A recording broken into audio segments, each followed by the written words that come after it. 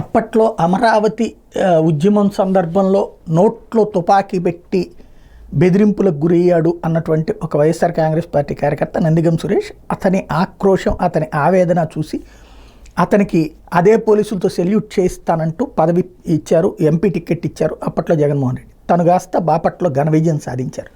అయితే అలాంటి కష్టపడి పైకెళ్ళినటువంటి వ్యక్తి జాగ్రత్తగా ఒక సిస్టమేటిక్గా తన పొజిషన్ని నడుపుకోవాలి, అందరి చేత మేధావి అనిపించుకోవాలి, బాధ్యతాయుతంగా ఉండాలి. కాకపోతే ఆ విధమైనటువంటి మెరిట్స్ని సాధించలేదు, ఫలితం ఓటమి పాలయ్యారు.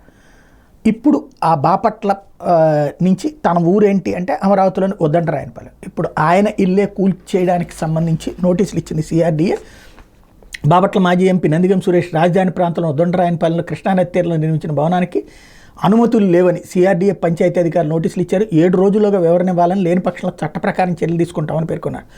ఈ ప్రాంతం సిఆర్డీఏ పరిధిలో ఉన్నందున సిఆర్డీఏతో పాటు ఉద్దండరాయనపాలెం పంచాయతీ అధికారులు కూడా సంయుక్తంగా నోటీసులు ఇచ్చారు. ఇప్పుడు అదైతే కనుక అక్కడ ఉన్నటువంటి అసలు అమరావతి ప్రాంతంలో కృష్ణానది వెనకాల ఉన్నటువంటి వాటికి ఎవరు అనుమతులు ఇచ్చారు, అసలు ఎట్లా కట్టారు?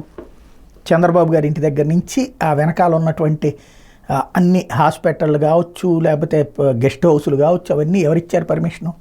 మరి అవి అక్రమ కట్టాలే కదా.